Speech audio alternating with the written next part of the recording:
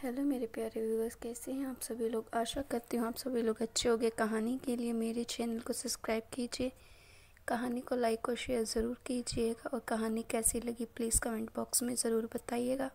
कहानी को लेकर कोई भी राय या सुझाव हो वो भी कमेंट बॉक्स में ज़रूर दीजिएगा। तो शुरू करते हैं हम आज की अपनी कहानी। मैं अंजलि हूँ। मैंने और रवि ने 1 साल की डेटिंग के बाद शादी की है। शादी में हमारे कुछ खास दोस्त और पेरेंट्स ही आए थे। रवि ऐसा ही चाहते थे। वो चाहते थे कि शादी शॉर्ट और सिंपल ही रहे। हम लोग यहाँ बड़े शहर में काम करते हैं। रवि के माता पिता गांव में ही रहते हैं। रवि ज़्यादा गांव जाता नहीं। जब कभी मम्मी पापा को मिलना होता तो वे हमें शहर में आकर ही मिल लेते। हमने एक छोटा सा घर भी यहाँ अभी ले लिया है। शादी के चलते मैंने अभी नौकरी छोड़ रखी है। हमारा घर रोड के साइड में ही खिड़कियों से रोड दिखाई देता है। हमारे किचन की खिड़की से भी रोड दिखाई देता है। रवि का ऑफिस का टाइम सुबह 9 बजे का है। सुबह मैं रवि के लिए खाना बनाती हूँ। अभी कुछ दिन मुझे खिड़की के बाहर एक लड़की दिखाई देती है। पता नहीं क्या देखती है। आज फिर मेरी नज़र खिड़की के बाहर गई। रोड के दूसरी तरफ वही लड़की ज़्यादा उम्र की नहीं थी, 26 की होगी।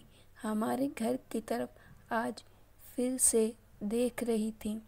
पहले दिन मैंने सोचा कि होगी कोई, लेकिन वो 3 से 4 दिन से लगातार आती मुझे दिखाई दे रही है। मेरे मन में सोचा कि जाकर उससे बात करूं।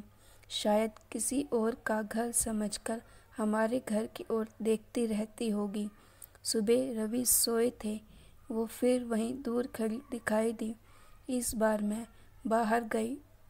उसने आते मुझे अपनी ओर देखा और घबरा गई। मैंने उससे पूछा, क्यों, आपको क्या परेशानी है? आप किसे ढूंढ रही हैं? वो घबराई हुई बोली, रवि यहीं रहता है। मैंने बोला, हाँ, आप कैसे जानती हैं? वो इतना सुनकर घबरा कर चली गई। मैंने पीछे से उसे आवाज़ दी पर उसने सुना नहीं। मैं अपने घर में वापस आ गई।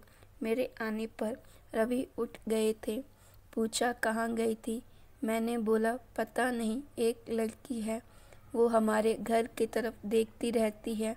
और मैंने जब जाकर उससे पूछा तो तुम्हारा नाम ही जानती है। तुम किसी गोरी सी सुंदर लड़की को जानते हो? रवि यह सुनकर भड़क गए। बोले, पागल हो क्या? कोई कुछ भी बोलेगा और तुम मान लोगी क्या? लेकिन यह सुनने के बाद रवि के चेहरे का रंग ज़रूर उड़ गया था। मेरे भी दिमाग में कुछ कुछ चलने लगा। रवि जब शाम को आए तब मैंने इस विषय में कोई बात नहीं की। अगले दिन मैं सुबह उठी तो रवि पहले से उठ गए थे। मैं किचन में गई तो किचन की खिड़की लगी हुई थी और बड़ी मुश्किल से खोलने पर खुलती थी। मैं कोशिश कर रही थी लेकिन ऊपर वाली कुंडी मुझसे नहीं खुली। मैं हमेशा नीचे की कुंडी से खिड़की लगाती थी, लेकिन आज खिड़की की ऊपर वाली कुंडी भी लगी थी। मैंने कैसे भी कुंडी खोली और खिड़की खोली तो मैं देखकर हैरान रह गई। रवि उस लड़की से वहां जाकर बात कर रहे थे। वो उस पर चिल्ला और गुस्सा हो रहे थे। लड़की रो रही थी और रवि ने उसे उंगली दिखाकर जाने को कहा।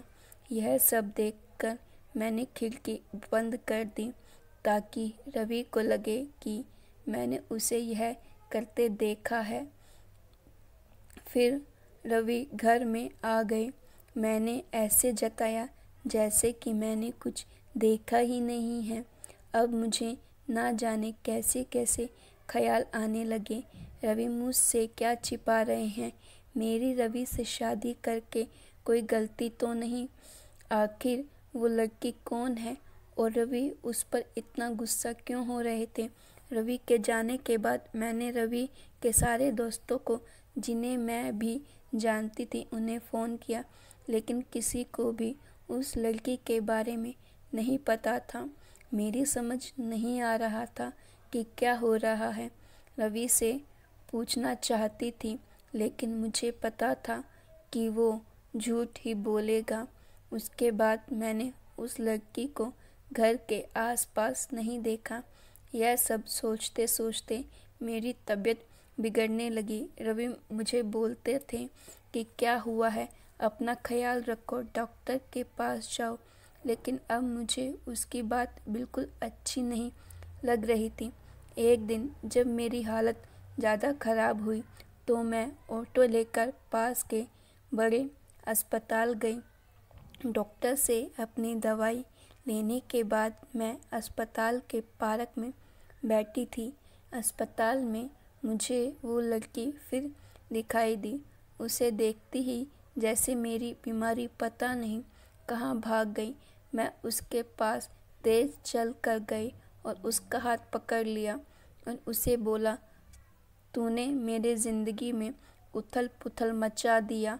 बोल, उस दिन क्या बात कर रहा था रवि तुझसे? क्या रिश्ता है तेरा मेरे पति से?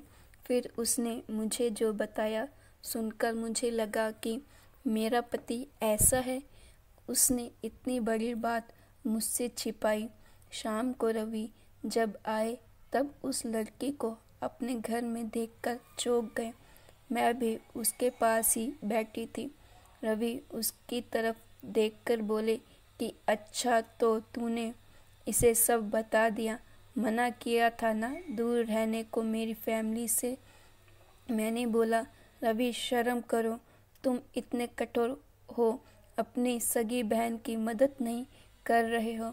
वो लड़की संध्या थी, रवि की सगी बहन। उसने अपने पसंद के लड़के से शादी कर ली थी, इसीलिए रवि और उसके परिवार ने उससे सारे रिश्ते तोड़ दिए थे।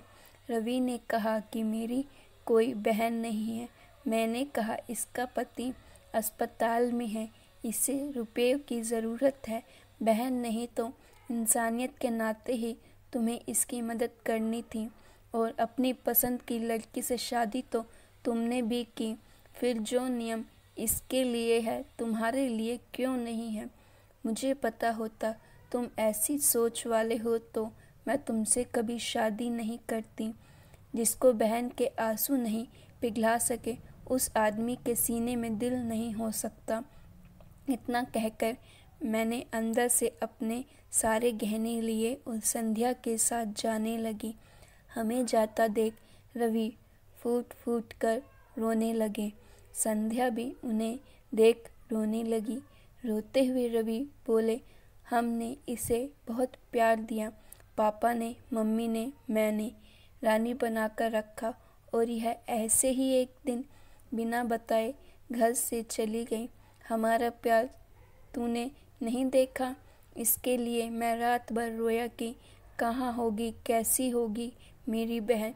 तभी से भाई और पापा की याद नहीं आई। अरे मुझसे कहती तो तुझे क्या करना है, ऐसे ही चली गई थी ना, अब क्यों आई है? बहन भी बोली, भैया मुझे लगा आप लोग नहीं मानेंगे।